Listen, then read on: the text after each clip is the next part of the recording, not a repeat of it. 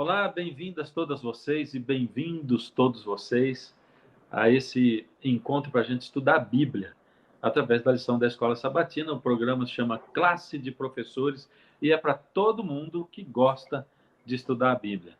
Não esquece de passar o nosso link, compartilhar com outras pessoas, tá bom? E hoje nós estamos aqui com um grupo muito especial, como todos os grupos que nós temos, né?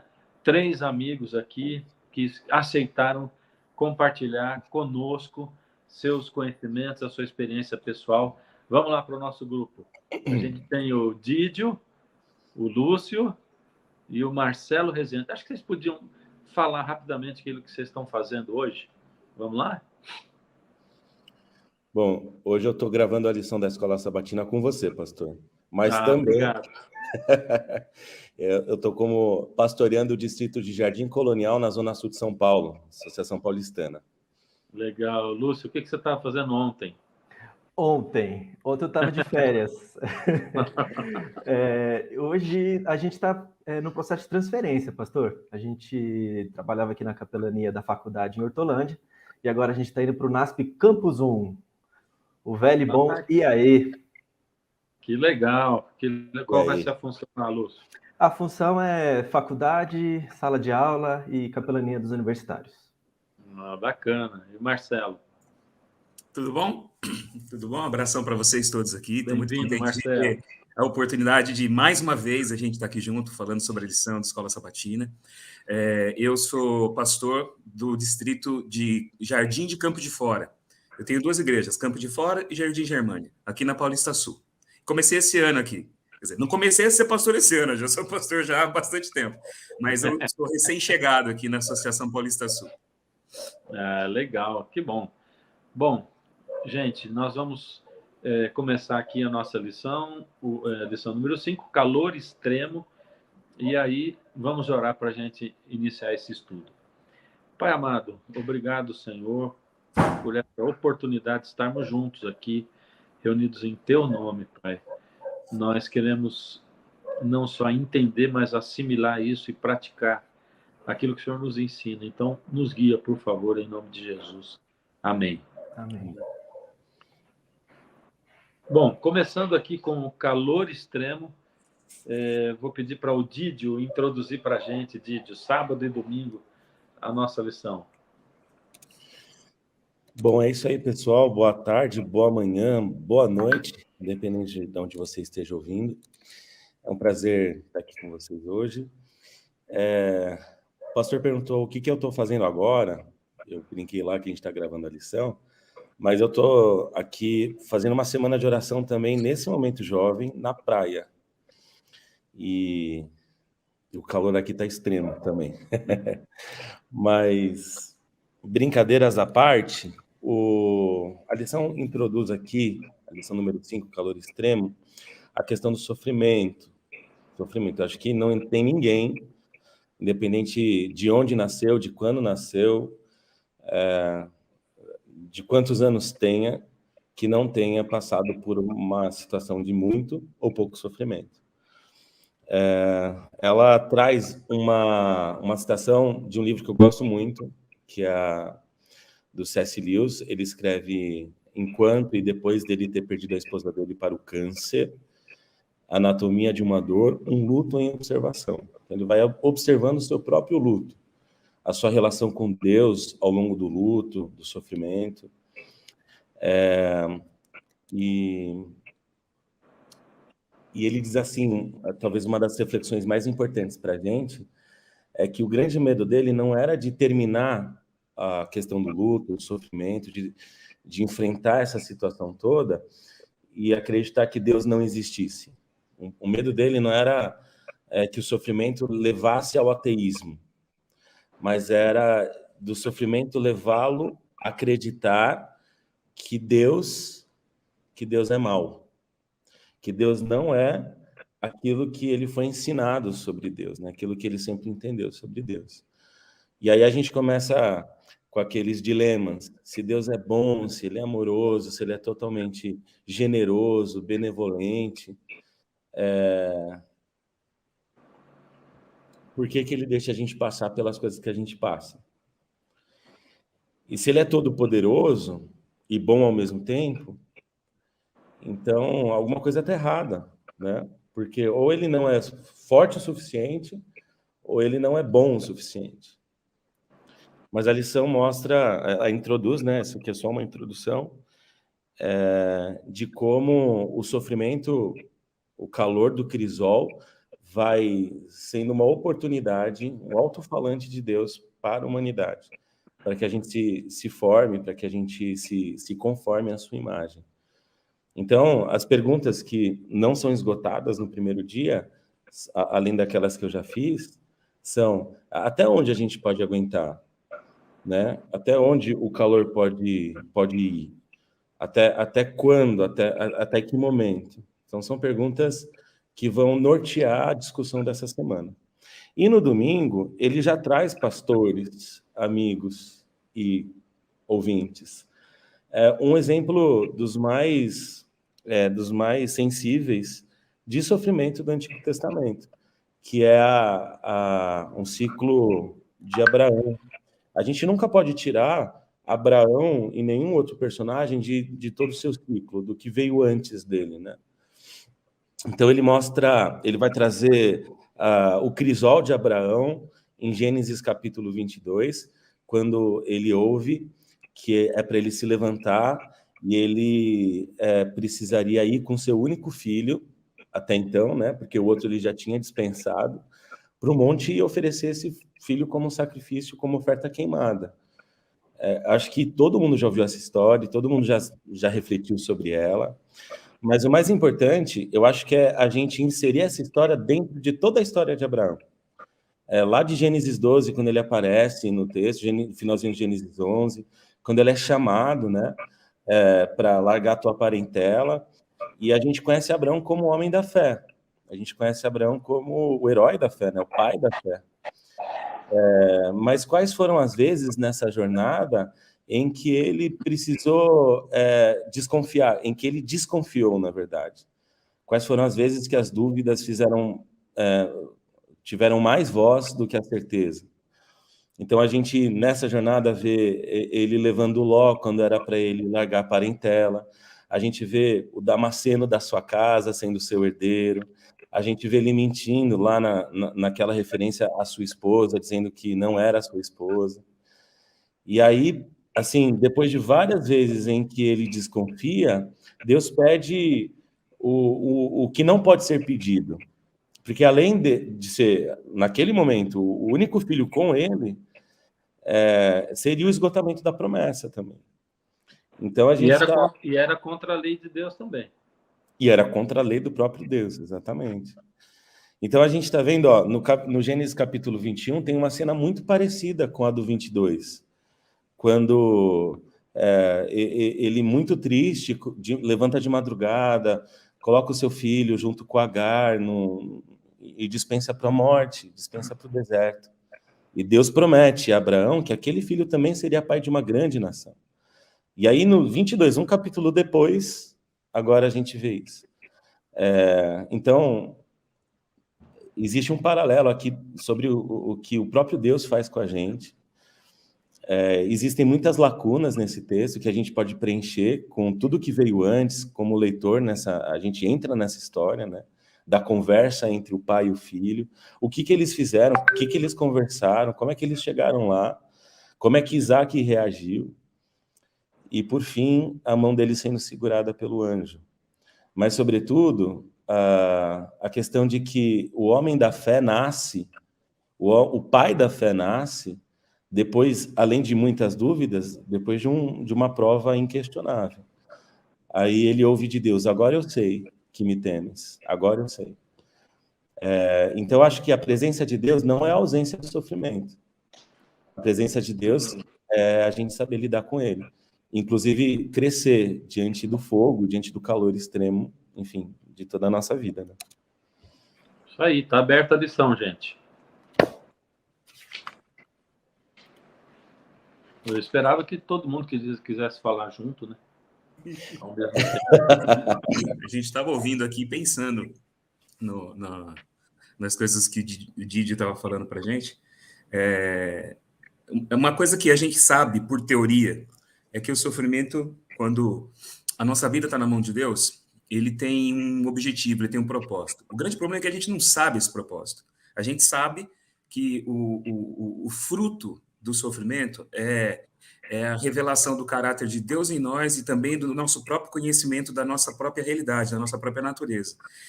A gente fala que o teste de Abraão foi um teste porque a fé de Abraão foi testada, porque Abraão não se conhecia da forma como ele passou a se conhecer depois que ele viveu essa experiência com Deus.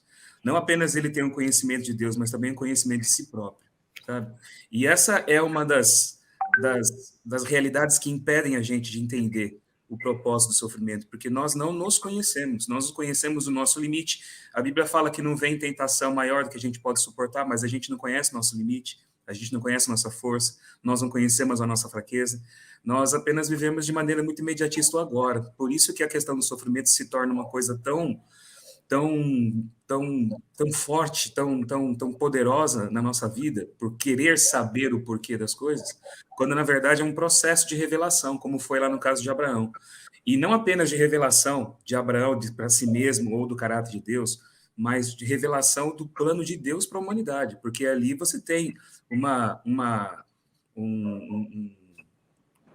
ilustração do que Deus faria com o seu próprio filho, do que aconteceria com Jesus. Então, Jesus disse que Abraão viu o meu dia e ele se alegrou. Quer dizer, ali ele entende, ali a compreensão dele é aberta. Quando ele vai para o calor extremo, quando ele acredita que passou dos limites, que Deus já havia realizado todas as coisas possíveis, aí ele tem um salto de compreensão, de revelação plena de Deus, sabe? É por isso que fala, né, que tudo é você andar no escuro. E Deus ele vai se revelando. Você dá um passo sem saber onde você está pisando. Você vai se conhecendo, Deus vai te conhecendo e você vai conhecendo também esse plano maior de Deus para a vida de todos os seres humanos, né? Verdade. Na verdade, eu penso também que a gente não só não se conhece, como a gente também não se ama, né, como deve amar. Então, quando Jesus diz assim, ama o teu próximo como a ti mesmo, ele está falando sobre amar o próximo, está falando sobre amar a mim mesmo, né? Aí vem os problemas de autoestima, né? Eu me amo mais do que deveria ou menos do que eu deveria, né? Então, não me conheço, por isso não me amo. E isso é importante para eu poder conhecer o outro, amar o outro e amar a Deus também, e conhecer a Deus. Muito importante isso aí. E isso vai criando uma teia de sofrimento, né? Porque se eu não me conheço, não consigo me amar, e também, consequentemente, não consigo amar o outro, eu também não consigo amar a Deus. Se eu não amo a Deus e não conheço a Deus, o momento do sofrimento ele vai gerar em mim uma insegurança e um estado de abandono muito grande, porque se eu não conheço a Deus, eu penso que ele pode ser a fonte do sofrimento, e é aquela questão do C.S. Lewis, né, do começo da lição, que o Didi falou. Qual era o grande medo dele? Era enfrentar a dor sem conhecer a Deus. Enfrentar a dor e fazer com que essa dor desfigurasse mais ainda o caráter de Deus. Então, o processo da prova é um processo de conhecimento amplo de todos os aspectos, da nossa própria realidade, da nossa própria natureza, finitude, da natureza de Deus, da natureza do outro também, porque uma vez que eu passo pela dor, o outro também passa pela dor. Todo mundo aqui está sofrendo. A gente se torna mais empático com o outro, né? Então, o sofrimento vai gerando essas coisas. Mas posso só rapidinho um comentário? Marcelo, sensacional. Eu acho que a nossa geração, esse tempo nosso, do consumo, ele pede para a gente a viver constantemente fugindo da dor e buscando prazer. Fugindo da dor e buscando prazer. E esse movimento não esgota o sentido da própria vida. Porque mesmo que a gente consiga diminuir ao máximo o nosso sofrimento e buscar ao máximo o nosso prazer, a sensação de ausência de sentido, de ausência de propósito, de ausência enfim, do próprio porquê da vida, ela não é resolvida, não é esgotada. Então, o sofrimento, ele é um dos instrumentos para a gente se ver no mundo, para a gente encontrar o nosso lugar no mundo. Essa lógica, eu até tenho não sei se eu posso citar um filme aqui, mas aquele filme Pode. que é para crianças, mas não é para adultos, Divertidamente, que é uma brincadeira das emoções do cérebro, né? Uma animação. E quando a tristeza é rejeitada, quando ela tem uma tentativa de anular o sofrimento, a gente vive a vida de forma manca, porque ele deve fazer parte da gente. É como você disse, a gente passa a se conhecer. Maravilha. Pulamos para segunda-feira? Alguém ia falar? Isso. Não, eu ia falar exatamente da segunda mesmo. Então vamos lá. Eu ia falar aqui porque a parte da segunda-feira, através da história de Oséias e Gomer, a mulher dele, vai mostrar como que Deus vai conduzindo a gente no meio do sofrimento para essa autopercepção e essa conexão maior com ele, né? Essa dependência dele.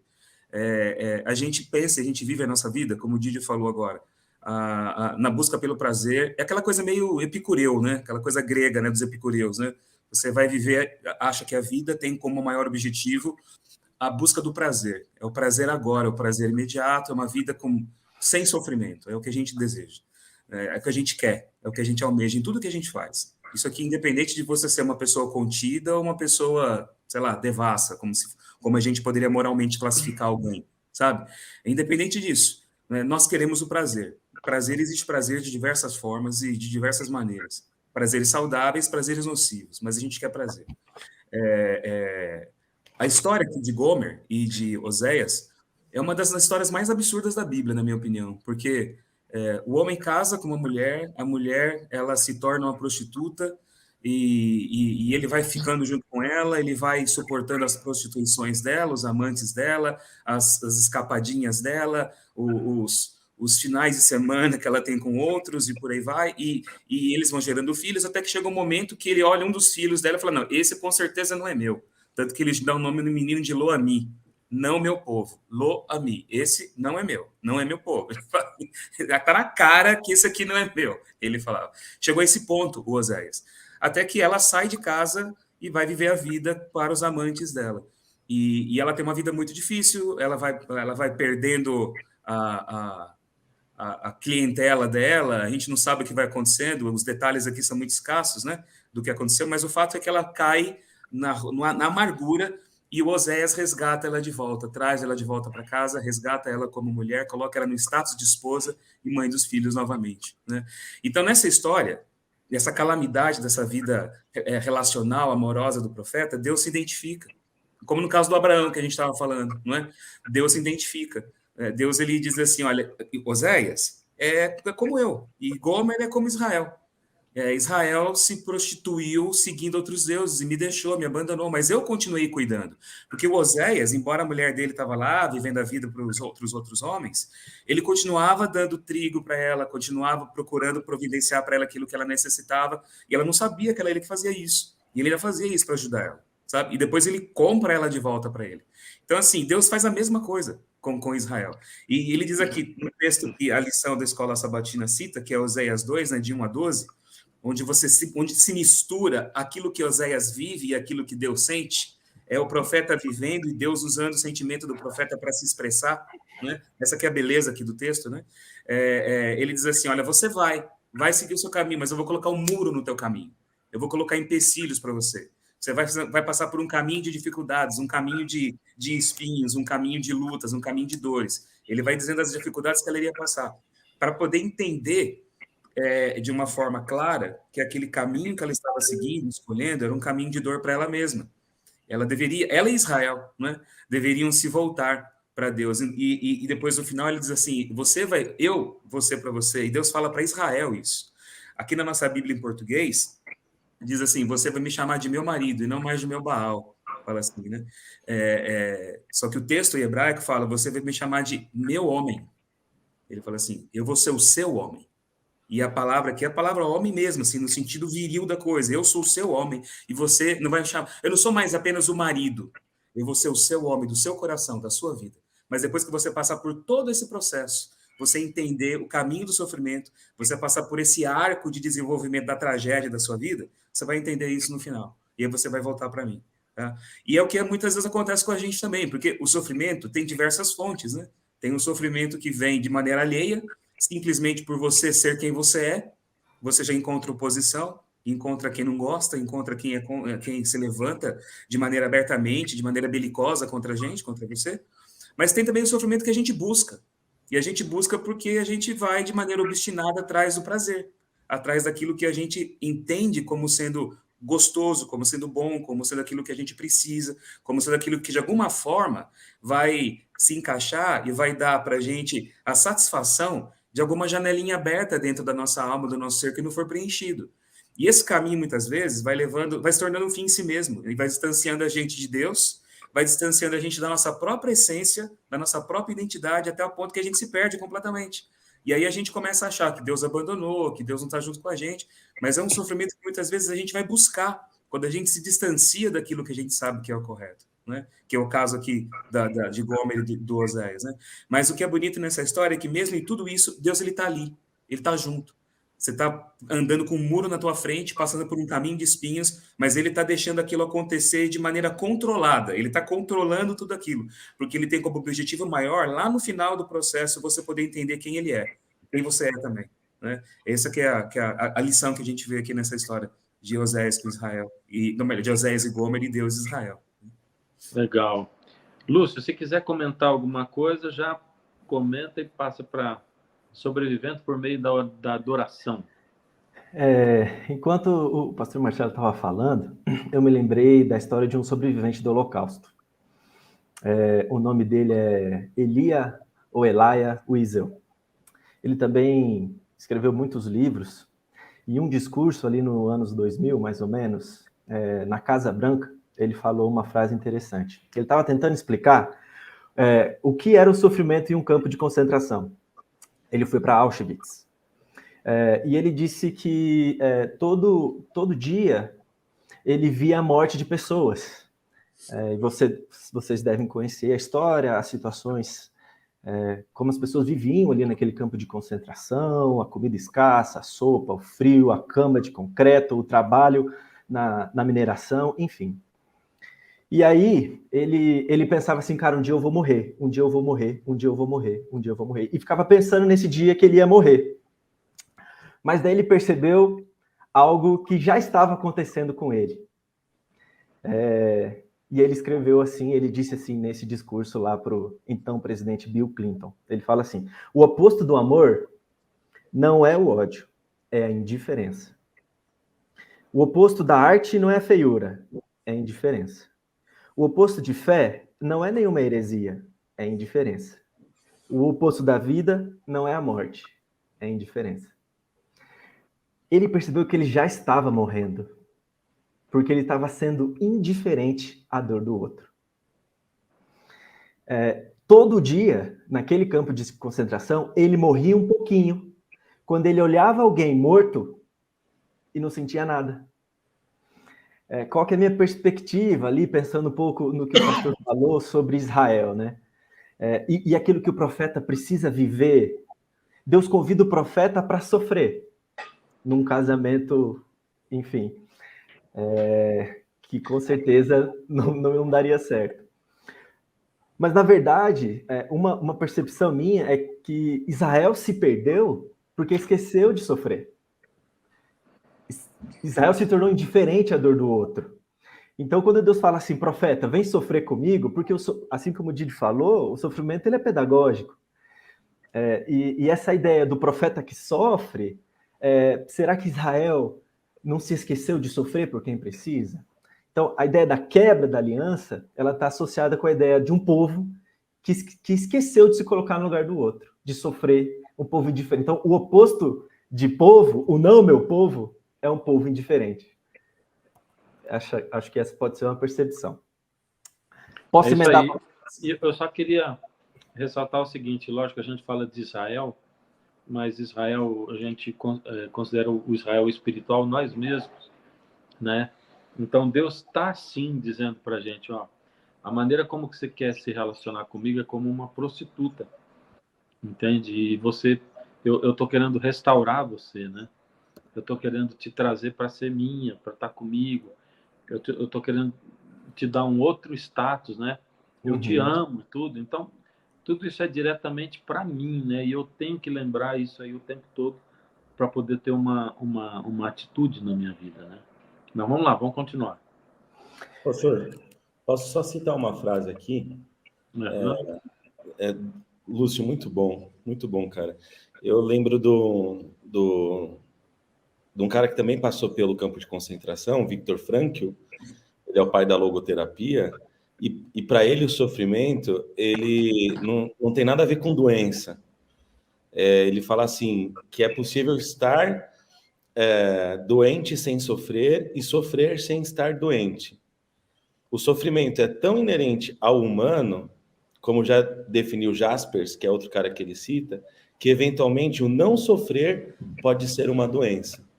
Aí eu lembrei disso, tem tudo a ver com o que você falou. Eu acho que esse estado de cauterizado, né, sem insensível, esse não sofrimento, esse sim é uma doença. Muito Exatamente. Sigo então, pastor, para terça-feira, é isso? Vamos lá. Isso.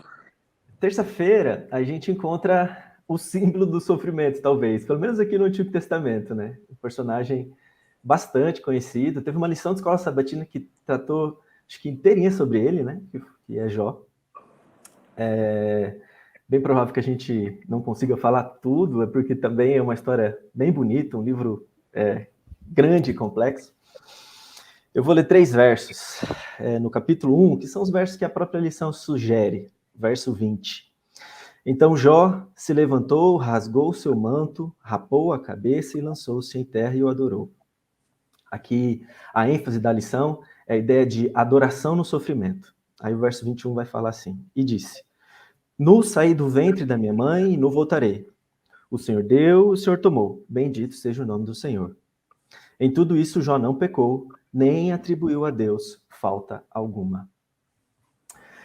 Acho que uma das perguntas do livro de Jó, né, o Jó que tinha tudo e perde tudo, é a pergunta que o próprio inimigo de Deus faz para Deus. Olha, você está dizendo aí que o Jó é um homem íntegro, reto, temente a Deus e desvia do mal? É porque você abençoa ele. Afinal de contas, serviria Jó de graça? A palavra é debalde, né? Jó, ele, de alguma forma, ele faz, o relacionamento de vocês é retributivo. Ele faz porque você faz primeiro. Então, é ação e reação, é uma consequência. Então, não venha me dizer que Jó é bom, porque todo mundo seria bom no lugar dele, porque ele é rico, ele tem tudo, tem uma família, é bonita. Então, tire as coisas. Então, essa é um pouco da pergunta, seria Deus um Deus justo? Porque ele abençoa pessoas que merecem ser abençoadas e amaldiçoa pessoas que merecem ser amaldiçoadas? Então, acho que essa é uma das perguntas do livro. Eu vou ler no final do livro aqui o que o Jó fala, que para mim também é bastante emblemático, porque tem tudo a ver com os versinhos que a gente leu no início. O verso 5 do capítulo 42. Eu te conhecia só de ouvir, mas agora os meus olhos te veem. Por isso me abomino e me arrependo no pó e na cinza. A primeira cena, quando ele recebe o baque da notícia de que ele perdeu tudo, filhos, terra e tal, ele, diz o texto, ele se inclina. E o verbo adorar é o mesmo verbo inclinar, no hebraico bíblico. E agora, depois dele ter perdido, ele recebeu os amigos, ele ficou tentando discutir ali com os amigos, a culpa era de quem? O que ele fez? Os amigos então acusam, olha, você deve ter feito alguma coisa. Mas, enfim, eu acho bonito porque ele termina o livro também se inclinando, também no pó e na cinza. E então, nesse lugar de sofrimento, nesse lugar de pó e cinza, no início do livro e no final do livro, Deus diz assim, olha, Jó, agora você vai orar pelos teus amigos, porque você não pecou. Então, tem 2 coisas para mim que são muito importantes e que eu preciso falar. Essa relação entre sofrimento e pecado. Por vezes a gente acha que, na nossa experiência espiritual, não existe espaço para o sofrimento, porque pode ser uma falta de fé ou um pecado. Mas Deus, no final, ele fala assim, olha, o meu servo Jó, ele continua sendo reto, ele continua sendo íntegro, no verso 7, né? Diferente de vocês que o acusaram. Então, o Jó não pecou. Quem pecou? Os amigos de Jó. Por quê? Porque eles não foram capazes de consolar o Jó. Pelo contrário, eles acusaram o Jó, dizendo, cara, o que foi que você fez? Vai, procura aí, encontra alguma coisa porque você vacilou. Então, o pecado não está sobre Jó, que fala do sofrimento, que confessa, que pede a morte, inclusive. Boa parte do livro, a parte poética do livro, ele está sofrendo, ele está dizendo assim, Senhor, ele tem altos e baixos, a vida dele é uma gangorra. Ele fala, cara, eu amaldiçoo o dia da morte, o dia que ele nasceu, enfim. Então, ele tá de fato muito triste, e isso não atribui pecado. Existe espaço na experiência cristã para as dúvidas, para a tristeza, inclusive. O que não existe espaço é para condenação, que é o que os amigos dele fazem. E para mim tem um elemento aqui, que é o elemento da adoração, e eu concluo essa primeira parte, que é quando Deus fala assim, olha, Jó, ele vai orar por vocês. É o verso 8, né? Ele vai oferecer o holocausto, porque dele aceitarei a intercessão. E para mim isso é bem importante. O Jó começa o livro orando pelos filhos, diz o texto, né? Ele era um homem íntegro, reto, temente a Deus e desviava do mal. Mas a única coisa que ele fazia era orar pelos filhos. Aí no final do livro ele ora pelos amigos. O que eu concluo? Que em dias de sofrimento extremo, às vezes a gente tenta mudar a nossa essência, né? Mas em dias bons, quando ele tinha tudo, ele orava pelos filhos. Em dias ruins, quando ele perde tudo, ele continuou orando pelos amigos, entende? Então, eu acho bonito isso. A sorte dele é mudada quando ele faz aquilo que ele já fazia, que é orar, que é interceder. Então, existe sim, na minha percepção, espaço para o sofrimento, e existe espaço, inclusive, para no sofrimento a gente cumprir o nosso papel de intercessão. A nossa função, porque às vezes a gente, ao sofrer, fica pensando no tamanho do nosso sofrimento. Mas por que eu vou orar pelo outro, sendo que quem está sofrendo sou eu? Ele poderia dizer. Alguém tem que orar por mim. Não sou eu que tenho que orar por eles. Nossa, eu perdi eles não perderam nada. Eu perdi tudo. Então, eu acho bonito isso. Ele não questiona. Ele não fala assim, não, Deus, são eles que têm que orar. Quem está sofrendo aqui sou eu. Ele não questiona o papel profético dele. Ele continua intercedendo, ele continua na missão, ele continua orando. Então, esse para mim é um outro elemento que é muito difícil de viver no sofrimento, que é tentar deixar de ver a gente mesmo, o tamanho do nosso problema, o tamanho do nosso sofrimento e olhar para o lado e continuar cumprindo a nossa missão. Falei demais, né, colegas? Desculpa aí, mas... E dizer que isso é adoração, né? Adoração é exatamente isso. Uma coisa que a gente vê aqui dessa história, só para eu pontuar aqui, muitas vezes você querer usar uma teologia de defesa de Deus, né? Para você mostrar e defender a Deus no meio do sofrimento. Foi o que os amigos de Jó fizeram. Se você ler todos os discursos ali, eles tinham uma teologia deles que era moral, né? Eles conheciam, pelo menos eles definiam na mente deles o que era certo e o que era errado, e essa teologia tinha uma causa e efeito. Quer dizer, se existe o problema, o sofrimento aqui, ele tem uma causa, e a causa do sofrimento é que Jó fez alguma coisa errada, porque Deus é um Deus moral, na mentalidade deles, e por isso ele está agora aqui punindo, ele está, de alguma forma, porque o sofrimento daquele tamanho não era lógico. Uma coisa é você passar por problemas financeiros porque você não administrou bem o seu dinheiro. Uma coisa é você ter problemas de relacionamento porque você errou em escolhas e na forma de tratar as pessoas. Uma coisa é você ter vários problemas que acontecem no dia a dia porque a gente administra mal a vida e recebe isso como consequência. Agora, o caso de Jó, não. Tanto a morte dos filhos dele, a perda das propriedades, a doença dele, do corpo, tudo aquilo foi acontecendo e ele não sabia por quê. E o livro inteiro ele não sabe por quê. E ele termina o livro sem saber por quê. A gente lê a história e entende por quê. Ele não sabia. Que estava ali em questão esse relacionamento de graça entre Deus e os seres humanos. Sabe? Esse ato de adorar a Deus, de buscar, de amar a Deus de forma desinteressada. E Deus sabia que ele tinha isso no coração e ele tinha essa capacidade. Então, Jó ali foi uma lição para o universo. E ele morreu sem saber de nada disso. Simplesmente aconteceu. Só que os amigos de Jó, eles vão tentar defender Deus, né? E é o que muitas vezes a gente faz. A gente quer chegar para as pessoas e confortar as pessoas, dizendo o seguinte, olha, Deus é bom o tempo todo Deus é bom, né? Como fala, né?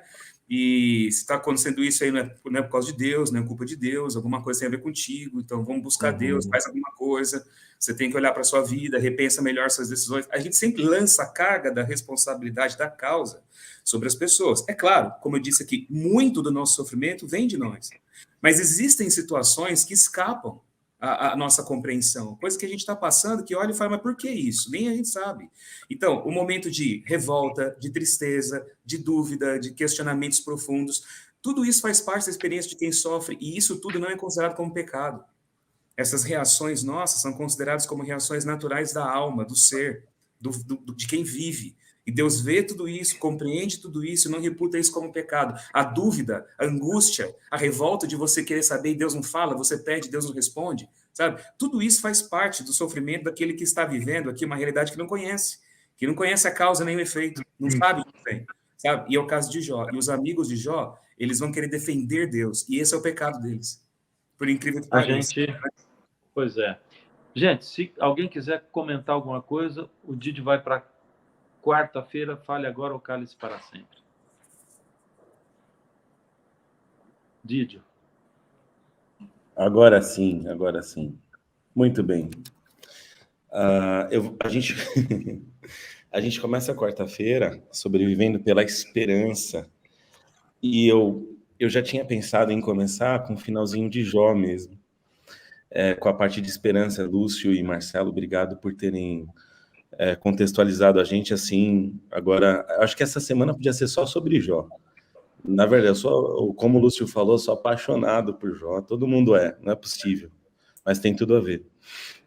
Mas na parte do final do livro, quando Jó, depois de pedir muito audiência com Deus, uma reunião com Deus, ele finalmente aparece no capítulo 38. E quando ele aparece para Jó, ele, em vez de responder, ele continua a perguntar, né? Como vocês já disseram. E sem respostas, Jó fala no capítulo 42, um dos versos mais bonitos da Bíblia. Antes eu te conhecia só de ouvir, mas agora meus olhos te veem. Sem resposta, só com as perguntas. Então a presença de Deus é suficiente. É suficiente para dar esperança, é suficiente para, mesmo em meio ao sofrimento, mesmo com todas as úlceras, com todas as limitações, com todos os problemas, com todas as dificuldades, a presença de Deus é superior às respostas.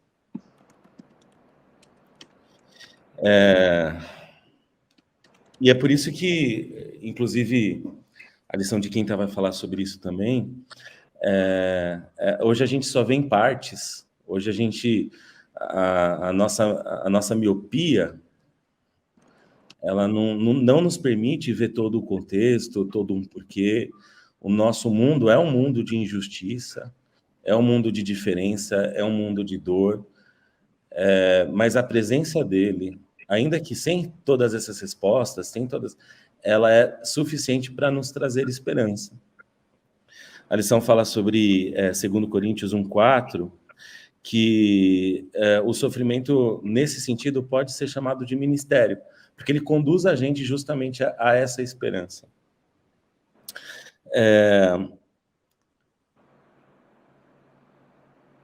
Eu fico pensando, hoje é muito comum a gente ouvir essa expressão, que até é usada por um lado, por outro, né, sobre o nosso lugar de fala nesse sofrimento.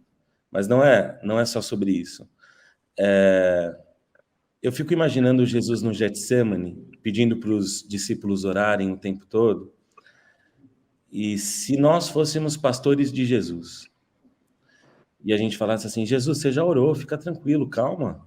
Para de ficar indo e vindo, pedindo para todo mundo orar. Mas você já orou, deixa na mão de Deus. Está muito ansioso.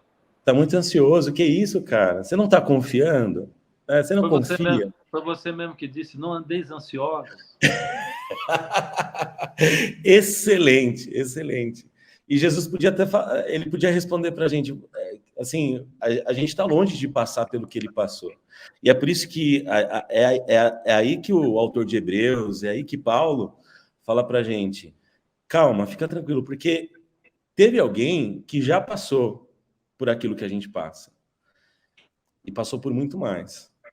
Então, eu espero que esse sofrimento nos conduza à esperança. Eu acho que é isso que eu consigo absorver do crisol da lição de quarta. O sofrimento sendo, paradoxalmente, um dos recursos para nos manter firmes na esperança. E uma outra coisa que também vejo aqui, quando Paulo, em 2 Coríntios, ele fala sobre a experiência do que ele tinha vivido, né? Ele está escrevendo a carta aqui para a igreja de Corinto, e ele tinha passado por uma dificuldade muito grande em Éfeso. Ele passou anos em Éfeso evangelizando, plantando lá a comunidade que existia lá em Éfeso. De lá, aquela comunidade se irradiou para a região da Ásia Menor. E alguns historiadores de Paulo acreditam até que ele foi preso naquela época, embora o livro de Atos não fale. Parece que há indícios de que ele tenha sido preso lá. Eu sei que ele passa por uma provação de uma das mais difíceis, que não está registrada em Atos, lá em Éfeso. E ele chegou a ter medo de morrer. Ele pensou assim, agora eu vou morrer. Ele fala. Ele disse que ele viu a vida dele mesmo ali, ele falou, não vai ter mais condições, meu ministério vai acabar aqui, a vida acaba aqui agora. Mas ele foi liberto da morte. Ele disse que ele foi livre disso, porque ele acreditava no Deus da ressurreição, ele falava assim. E Deus fez, e ele entende que esse sofrimento, ele proporciona em você a capacidade de você servir e ministrar o sofrimento de outros, porque gera em você empatia, entende? Então, assim, por que o sofrimento pode me gerar um ministério? Eu tenho filhos adolescentes. Eu tenho filhos, uma filha minha que está fazendo faculdade agora e um menino meu que está terminando, aí vai terminar ano que vem o ensino médio e vai seguir para a faculdade. Eu já vivi problemas com eles na infância, problemas na adolescência, e a gente sempre vive os desafios de viver nesse mundo tão complexo como o nosso e preparar pessoas para esse mundo. Eu posso conversar com um pai de adolescente, porque eu passei por muita coisa com eles aqui. E se um pai de um adolescente vai falar comigo e conversar comigo, eu posso entender. Eu sou um homem de 45 anos de idade, já vivi muita coisa nessa minha idade, já tenho minha experiência nisso. Então, há muitas coisas, sofrimentos que eu passei, dores que eu passei, lutas que eu passei, decepções que eu tive, traições que eu sofri, amarguras que eu já vivi, momentos de solidão que eu senti. Tudo isso pode me sensibilizar para poder conversar com quem está passando pela mesma coisa agora, sabe? Então, assim, eu sou casado, nunca passei pelo divórcio, mas pessoas que já viveram essa situação e permaneceram fiéis a Deus, firmes com Deus, ligados com Deus, podem ajudar alguém que está passando por isso também, ou que viveu essa situação, que está vivendo essa situação. Então, assim, a vida traz o sofrimento dos mais diversos. E quando a gente vive essa situação, quando a gente passa por esses problemas e mantém a nossa esperança, Deus, através dessa dor, pode nos dar um ministério, pode nos dar a oportunidade de servir, pode nos dar a oportunidade de ajudar, a crescer, a edificar a vida de pessoas que passaram por aquilo que nós já passamos no passado, né? Então, isso que eu acho muito bonito. O sofrimento não é só uma questão de teodiceia, uma questão metafísica, ou uma questão apenas de uma realidade espiritual. Ele pode se transformar numa bênção muito concreta na vida de outras pessoas, aquilo que você passa. Depende de você. Quer dizer, o sofrimento vai tornar você um cara hipócrita, duro, como o Wiesel falou, né, do campo de concentração lá, né, que é a indiferença. O sofrimento vai tornar você indiferente, e muitos têm se tornado indiferentes. Muitos têm morrido emocionalmente, espiritualmente, têm permitido que a chama se apague, vão se tornando cínicos, céticos, por causa do sofrimento.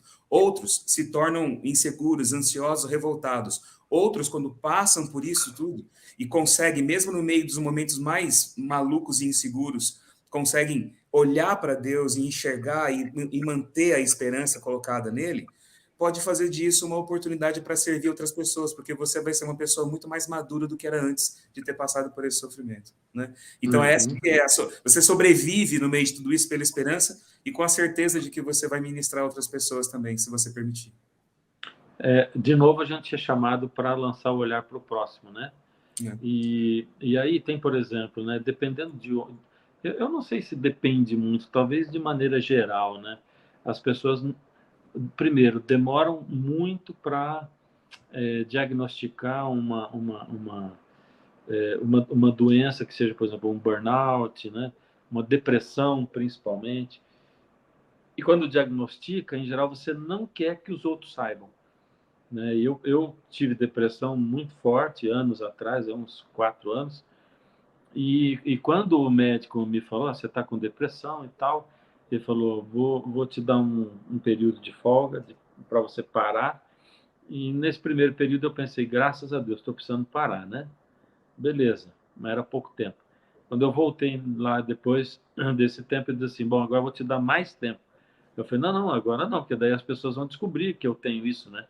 Eu vou ter que parar e, quer dizer, você para pouco tempo e dizer, não, o pastor teve que, né, não está vindo, tá, não sei lá, pode inventar qualquer coisa, mas em relação a depressão, você não quer que as pessoas saibam, né? E aí, como eu ouvi uma pessoa dizer outro dia, né? Poxa, não é legal a gente dar um período para o pastor descansar, porque, poxa, depois fica marcado, né? A pessoa teve depressão, né? Na verdade, quando a gente expõe a questão da depressão, como o Marcelo falou aí, né? Quantas pessoas, né, param para ouvir aquilo que eu estou falando? Quando eu digo assim, eu tive depressão, foi assim, se você sentiu isso aqui, você me entende, você sabe o que eu passei e tal, né? Tanto de púlpito quanto pessoalmente, principalmente pessoalmente, né? Então, as pessoas realmente se identificam, se identificam de uma maneira que não se identificariam de outra, né? Ou seja, essa coisa de eu ter passado por isso, e na época que eu tive depressão, um colega chegou para mim e disse, olha, eu tive isso, foi assim, eu olhava para ele e pensava, não é possível, porque ele não pode ter tido o que eu tive e está desse jeito, ele está bem demais, né? Você acha que nunca mais vai voltar a ser quem você era, ou nunca mais voltar a ter um estado emocional bom, né, equilibrado. Mas é muito importante, eu vejo que é importante demais, realmente, a gente pensar nos outros quando a gente sofre, para poder compartilhar com eles, né? Porque isso vulnerabiliza a gente, né? Aos olhos dos outros, que a gente não quer. Compartilhar, a Bíblia fala para compartilhar, para pedir, mostrar os nossos pedidos, as nossas cargas, os nossos fardos, colocar tudo isso uns com os outros, faz parte daqueles uns com os outros, uns aos outros, que a Bíblia coloca no Novo Testamento, né? Então, assim, reconhecer a nossa fragilidade, reconhecer a nossa vulnerabilidade, reconhecer os nossos limites, isso faz parte da saúde da mente, da saúde da alma. O pecado muitas vezes acontece porque a gente acredita muito mais em nós do que na força de Deus. A gente acredita muito mais na nossa capacidade de resolução de problemas do que na liderança divina, na guia de Deus. A gente ora pedindo para que Deus faça aquilo que a gente quer e não aquilo que Ele quer. Então, tudo voltado para nós, tudo voltado para nós, para nossa força, para nossa capacidade, para aquilo que eu sei, para os nossos recursos. Só que, de repente, esses recursos acabam, né? E quando a gente não reconhece isso, a queda ela é inevitável e o distanciamento de Deus ele é o resultado disso tudo. Então, assim, em primeiro lugar, olhar para nós mesmos, né? Vermos como nós somos. A gente está falando de novo aquilo que a gente falou no começo da lição, do caso do Abraão, da aprovação, que faz com que você se veja, né? Então, assim, quando eu reconheço a minha dor, dou espaço para ela, chamo ela pelo nome certo, e pela graça de Deus na minha vida, e por outras pessoas que também me ajudam, eu consigo superar, eu posso ser um instrumento de Deus na vida de outras pessoas também. Né? Isso é mais do que ministrar, sabe? Isso é você ser um agente de Deus na vida de outras pessoas. E especialmente no caso da gente, eu falo como pastor também, né? A gente chegar e falar assim, ó, tô em crise de ansiedade. Ué, mas você não tem fé? Quem tem fé não tem ansiedade. É o que as pessoas pensam, né? Eu tive depressão. Quem tem fé não tem depressão, sabe? Ou então acha que a depressão ela se cura com a oração. Você não está orando, meu irmão. Quando não entende que tem um problema muito mais grave, sabe? Que é uma questão que deve ser tratada com toda atenção e da forma correta, né? A gente vive num mundo onde os medos, as inseguranças são muito grandes. Como é que você não vai ter ansiedade na vida? Como é que você vai viver essa vida sem sentir seu coração palpitar, sem você saber por quê? A gente sente isso o tempo todo, sabe? Marcelo, você falou um termo aí, tipo, eu não estou lembrando, você falou a gente não é fragilizar, como é que é? Vulnerabiliza. Vulnerabilizar, né? Eu queria, É. até eu estou pensando um negócio aqui, né? Antes de depressão, né? Eu perdi peso, fiz uma série de mudanças de hábitos e tal, né? E não me custou tanto fazer aquilo ali. Foi um negócio que, lógico, custou, né? Mas não foi tanto. Aí depois, quando eu tive a depressão, eu comecei a ter muita dificuldade para dominar essa coisa aí de novo. Eu tinha antes, né? E passei a ter de novo, né? E fui ganhando peso de novo, e ganhei o peso de novo, né? Agora, quando eu consegui limitar, quando eu consegui dominar essa questão da alimentação e que eu perdi peso, eu pensava, puxa, as pessoas têm esse problema porque elas não estão tendo com Deus a comunhão que eu estou tendo. Porque quando você tem essa comunhão com Deus, aí fica fácil para você e tal. E eu sinto, assim, Deus me deixando viver tudo isso de novo, para ver, para sentir de novo como essa luta é difícil e como as pessoas são diferentes e como que o resultado, muitas vezes, não condiz com o tamanho da luta, né? Muitas vezes você tem uma luta muito grande, mas o resultado que você tem não é aquele resultado que você esperava, né? E, ao mesmo tempo, você já sabe que as pessoas já estão te julgando, né? Ou seja, olha, tá, poxa, mas não é tal... É essa coisa, né, de conviver com o próximo e tal. E eu lanço o meu olhar sobre pessoas que lidam com esses problemas, tanto do emocional, né, como do corpo, quanto da alimentação, ou qualquer outro problema, porque a minha luta é essa, de outra pessoa é outra, de cada um tem sua luta. Eu lanço o meu olhar de uma maneira diferente, né? Sim. Hoje, né? Estou com 59 anos, né? Aprendendo, né? Procurando olhar para a minha vida e lançar o olhar para os outros diante daquilo que eu estou aprendendo. E a gente olha o sofrimento do outro de uma outra forma. Isso Sim. É uma verdade. Né? E Lúcio, olhar... Não, eu ia pegar uma carona na fala de vocês, que eu estou curtindo muito aqui. Inclusive tem um livro, não sei se os colegas já leram, eu super recomendo aí para quem está assistindo a gente, chamado A Coragem de Ser Imperfeito, Brené Brown. Esse lance da exposição, das feridas, da coragem. Às vezes a gente pensa que ser vulnerável é ser fraco, né? Mas na verdade essa relação para Deus ela não existe, né? A força está na fraqueza.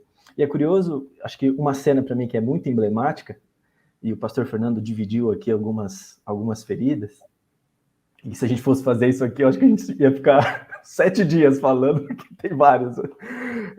Mas o que eu acho legal na história de Tomé e Cristo, quando ele duvida e o Cristo mostra as feridas, é que não é a gente se vê na ferida do outro, como a gente está falando, mas tem um exercício também de ver Deus na ferida do outro. Então, quando eu ouço o pastor falando de uma luta, de uma depressão, eu não só vejo humanidade nele, mas eu também vejo Deus. Porque a ferida, ela é a imagem e semelhança de Cristo. Um Cristo ferido. Então, é bonito o plano de Deus para a gente ver ele. Às vezes, eu recebo aqui muito aluno falando, nossa, eu não vejo Deus, não sinto Deus e tal. Basta olhar para a ferida do outro, né? Quando você perceber esse lugar, essa exposição e essa coragem que a pessoa teve que ter para expor, você com certeza vai perceber Deus. Porque Deus fala, Deus se comunica através das feridas. Eu acho isso também bem legal. Muito interessante. A maior revelação de Deus... Perdão, pastor, pode falar. Não, eu ia dizer assim, que faz todo sentido isso que ele falou, né? Porque, de certa forma, quando eu consegui, ali por 8 anos, perder peso e manter aquilo, e eu pregava e tal, e eu sentia as pessoas olhando para mim e dizendo assim, puxa vida, nunca vou conseguir ser como ele, né? Mas quando você compartilha suas fragilidades, as pessoas dizem assim, puxa vida, ele também é igual a mim, luta as mesmas lutas que eu luto, então eu vou lutar também. E eu também, com isso, não estou desmerecendo quem faz, eu continuo acreditando na mensagem de saúde, e estou falando, não é para dar satisfação para ninguém, mas para mim mesmo, né? Eu continuo acreditando nela e lutando por ela, né? É tão importante quanto, não desmereço nada, né? Pelo contrário, é a luta, é o alvo, é o ideal, né? Mas é a luta, né? Como eu disse, o resultado da luta nem sempre é condizente com o tamanho dela. Mas são nessas fragilidades, nesses momentos de fragilidades, que a gente encontra Deus de uma forma verdadeira e única, né? A maior revelação de Deus foi na maior fraqueza, que é em Jesus na cruz. É o crucificado que mostra Deus. Foi o que o romano olhou ali e entendeu. E falou assim, olha, esse homem é o Filho de Deus. É a percepção que ele tem. Né? O véu se rasga quando o crucificado morre. Então, é lá na cruz que a gente entende isso. Paulo pediu 3 vezes para que Deus tirasse dele o espinho. Né? A palavra espinho que ele usa lá, em grego, é uma palavra que também pode ser usada para cruz. Sabe? Também é usado para cruz. A mesma palavra que Paulo usa lá. Então, assim como Jesus no Getsemane, né, orou 3 vezes pedindo para que a cruz fosse tirada, né? Paulo também orou 3 vezes pedindo para que a cruz fosse tirada dele. E ele recebeu de Jesus a mesma resposta que Jesus recebeu lá. Né? Falou, não. Você vai passar por isso. Vai E viver. Marcelo, você sabe que aqui Paulo se referia quando falava do espinho, né? Sim. Ele era obeso. Paulo era gordinho. Né? Porque ele já era baixinho e careca. Não custava nada ser não gordinho. Tem como, né? Eu acho que você era baixinho e careca, tinha que ser gordinho. Né? Paulo era gordinho também, né? Ele queria aliviar o peso dele, né? Tirando o espinho, pelo menos, né? Mas, assim, e Jesus disse, olha, o meu poder se aperfeiçoa na fraqueza. E eu sei que o nosso tempo aqui está acabando, mas já até aqui, fazendo o link aqui com a parte final aqui da lição, né? Que fala aqui do calor extremo, eu também passei na minha vida um momento de depressão muito forte, há uns anos atrás, e eu me lembro que o pastor Fernando foi fazer uma visita para mim, né, pastor? E eu estava muito mal, eu não tinha condições de receber e falar com ninguém, eu estava tava ali usando uma medicação também para me ajudar a dormir naquela época, uma situação muito delicada, sabe? E essa visita acabou que o pastor foi lá e a gente acabou não se vendo. Mas essa visita foi muito importante para mim. Eu falo para você agora aqui, para todo mundo que está assistindo. Porque mesmo que ela não tenha acontecido da forma como foi planejado pelo senhor, hein? Mostrou muito para mim da sensibilidade, do seu apoio, do seu carinho, sabe? Isso foi muito importante. E depois a gente vai entendendo e reconhecendo essas coisas, né? E eu aprendi com isso a respeitar também as pessoas no momento da dor, sabe? Diferente dos amigos de Jó, né? Como a gente mencionou aqui, né? Muitas vezes as pessoas, elas, cada um tem uma forma de reagir à dor. Uns querem a sua presença, outros não querem. Outros, eles têm formas diferentes de experimentar até mesmo a espiritualidade deles quando estão passando por isso. A gente tem que respeitar isso tudo, tem que entender isso tudo. Né? O que a gente tem que colocar com sinceridade é a nossa compreensão do que a pessoa está passando e o nosso apoio verdadeiro à pessoa, independente das causas do sofrimento, sejam eles vindos de fora ou se ela mesma buscou aquilo, é erro da vida dela, mas o nosso apoio tem que estar lá, presente sempre. Né? Porque Deus faz isso. Né? Deus não é um sádico que assiste de longe, como a própria lição termina aqui dizendo isso. Né? Deus vê de longe, Deus ele vai mexendo as peças para ver o sofrimento, como se fosse uma espécie de jogos mortais da fé, sabe? É um sádico que coloca todo mundo ali numa situação de dificuldade e aperta os botõezinhos para cada um ali viver a sua angústia, a sua dor, ele fica assistido de fora e usa aquilo como uma diversão de entretenimento. Não, Deus não é. Deus não é um Deus grego da filosofia ou alguma outra coisa do tipo que está distante, apenas como mero observador. A Bíblia fala que ele anda junto com a gente, ele entra no fogo com a gente, ele atravessa os rios com a gente, ele segura a nossa mão. Isaías mostra isso, né? Isaías no texto, e vários textos, Isaías capítulo 40, 41, 43, Deus ele sempre enfatiza isso. Olha, Deus é grande, Deus é poderoso, Deus é onipotente, Deus é o absolutamente outro, mas ele está junto, ele está aí. Ele está segurando a sua mão direita, ele toma você pela mão, ele atravessa o fogo junto com você. A aprovação não é vivida apenas de maneira sozinha, mesmo que a gente não sinta, mesmo que a gente não veja. Né? Então, assim, quando você pensa que é por seu intermédio que Deus muitas vezes está manifestando esse segurar a mão do outro, pela sua atitude com o outro, pela forma como você lida com o sofrimento do outro, Deus fala assim, eu seguro a sua mão. Mas como que Deus segura a minha mão? Né? Como é que ele manifesta isso? Muitas vezes é através de mim, através da minha maneira de lidar com o outro. Aquilo pode ser a mão de Deus presente. Né? Como eu disse aqui agora, né, na minha vida, que eu tenho essa experiência com o pastor Fernando, que foi me visitar e eu estava muito ruim, muito mal, não pude receber a visita dele, mas no coração dele ele fez aquilo porque queria me ajudar. E eu não tinha condições, mas eu recebi aquilo sim. Fez bem para mim, eu recebi isso no meu coração. E me E fez olha, entender muita coisa depois. e naquela época ali, para mim, compreendi completamente, né, o fato de você não querer me receber, mas eu fui entender, não querer não consegui, né, mas eu fui entender mesmo quando eu passei pela depressão, porque daí eu também não queria receber a visita de ninguém, era um momento de ficar ali e tal, não tinha a mínima condição. Alguns amigos, né, ligaram, olha, tal, assim, ó, eu falava para a Maricel, olha, fala para não ficar triste, mas não dá. Agora não dá, né? Não dá para conversar e tal. Então, é a mesma coisa, né? Quando você passa, é completamente diferente, né? E pode ajudar outras pessoas de uma outra forma, né? Então, assim, depois que eu passei por isso, a minha maneira de entender a dor, o sofrimento, a depressão, a ansiedade, foi completamente transformado, completamente transformado. Minha própria forma de pregar, de ensinar, de ajudar os outros foi completamente mudada, porque você experimenta isso na pele, né? E Deus te dá um ministério assim, né? Isso é muito bonito. Lúcio, você gostaria de falar mais alguma coisa para a gente terminar? Achei, estava procurando o botão aqui do som. Não, pastor, é isso mesmo. Achei tudo muito bonito. Legal. O Didio saiu do ar aí por uns Acho que minutos. o Didio, não sei se ele caiu, mas caiu no bom sentido, né? A gente está falando Mas de não tem sofrimento e problema. queda, né? O Não Lúcio tem caiu. problema. É assim mesmo, né? A gente A entende. gente vai... a gente entende. Olha, vai voltar. Ele Nós tá entendemos a voltar. queda do Vamos dar a Didio. mão para ele. É Valeu, isso. Didio. Valeu, Didio. Você eu tô caiu, mas sofrendo aqui, levantou. gente. Eu tô sofrendo aqui. Nós estamos terminando a nossa lição. Quero saber se você quer dizer mais alguma coisa. Eu, como ouvinte dessa lição, saio daqui preenchido pela fala de todos. Foi muito boa mesmo, vou até rever depois. O que eu deixaria é uma das lições de Jó, óbvio. É que a melhor forma da gente defender a Deus é estando ao lado dos que sofrem.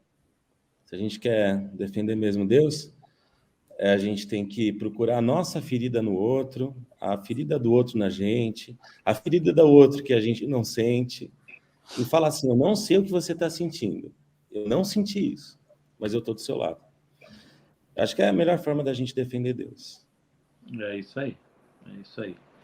Gente, muito obrigado. A gente vai orar e você que está conectado com a gente sabe que logo depois da oração entram as dicas do pastor César Reis, para quem é professor da Escola Sabatina, tá bom? Não saia e aproveite as dicas dele. Terminando a nossa lição, eu vou pedir para o Lúcio orar com a gente, por favor. Senhor nosso Deus, hoje a gente conversou sobre um aspecto do sofrimento que talvez muitos de nós já estivemos, que é o limite dele, o extremo. E a gente repartiu um pouco aqui, Pai, que de fato não é fácil a jornada, de fato a gente sofre. E a nossa gratidão, Pai, pela Tua palavra, pela oportunidade que a gente teve de estudar e entender um pouco melhor, afinal de contas, como agir em meio a tanto sofrimento, a tentar entender, a viver pela fé, a não ter todas as respostas, mas ser a resposta na vida de alguém, assim como o Didi falou agora no final, ser a resposta estando do lado, não condenando, mas abraçando, acolhendo, e quem sabe estendendo essa mão, esse braço, para quem sofre. E sobre as nossas feridas, Pai, também somos gratos. Somos gratos porque elas falam, elas comunicam, elas falam do amor de Deus, elas falam que a gente esteve nesse lugar de extremo, mas o Senhor cuidou da gente, a gente ouviu Tua voz, o Senhor falou com a gente, assim como falou com Jó. E por mais que a gente não tenha todas as respostas, a gente tem a resposta que a gente precisa, que é de um Deus que está perto da gente. Amém. Obrigado, Pai. Obrigado por isso. Obrigado pelo Teu cuidado. E obrigado porque a gente pode conversar sobre Tua palavra e que ela possa, de fato, encarnar em nós, na pessoa de Cristo Jesus, o servo sofredor. Nos dê a Tua paz. Nós te pedimos por Cristo Jesus. Amém. Amém. Valeu, gente. Obrigado, viu? Obrigado, amigos. Até a próxima lição. E obrigado você que está assistindo. Permanece aí com o pastor César. Um abraço. E aí, como você está? Tudo bem com você? Muito bom recebê-lo aqui na nossa lição da Escola Sabatina dos Professores. O pastor Fernando tem recebido aqui muitos convidados e convidadas a cada semana. E não tem dúvida de que você também faz parte dessa equipe. Você aí do lado de lá e nós aqui do lado de cá, tendo esse convívio, esse relacionamento. E eu sou muito grato a Deus por poder ter você aqui conectado conosco, assistindo semanalmente, não é, o estudo da lição da Escola Sabatina. E é importante você não ficar só contigo, não. Divulgue isso. Fale aí mais, se você é diretor ou diretora da Escola Sabatina, não é, reparta esse link aí com os teus professores, para que eles tenham mais bagagens, mais informações, fundamentando melhor o estudo da lição da Escola Sabatina. Esse trimestre, nosso guia de estudo é Provados pelo Fogo, não é? Nós temos estudado esse estudo a cada semana. Esse estudo ele está voltando depois de alguns anos. Outro dia alguém me disse, pastor, esse estudo já há um pouco mais de uma década atrás nós estudamos, né? Ou mais recente, né? Estudamos sobre esse assunto. Mas é importante voltar diante dos desafios que nós estamos passando hoje, desafios no mundo, né? Na saúde, na economia, e muitos de nós estamos sendo provados em muitas áreas da vida, e a lição da Escola Sabatina vem nos trazer uma motivação para termos uma confiança mais no Senhor, tá bom? Bom, hoje eu queria falar para você, você que é diretor e diretora, que nós temos o manual da Escola Sabatina. Você sabia disso? Claro que você sabia, né? Mas é possível que alguns estão sendo colocados na função recentemente, mas o manual da Escola Sabatina ele é de um valor extraordinário para o exercício da sua função como diretor da Escola Sabatina. Aqui nesse manual, nós encontramos várias informações que vão te ajudar. Por exemplo, né, a história da Escola Sabatina, como é que ela começou? E aqui ele apresenta os passos, começou lá nos Estados Unidos, em Rochester, Tiago White, em 1852, preparou um estudo bíblico de perguntas e respostas, e aí ele viu que isso poderia ser levado para os jovens. Então aqui nós encontramos um pouco da história. E sabe que a história ela é importante para a gente entender de onde nós viemos, como chegamos até aqui.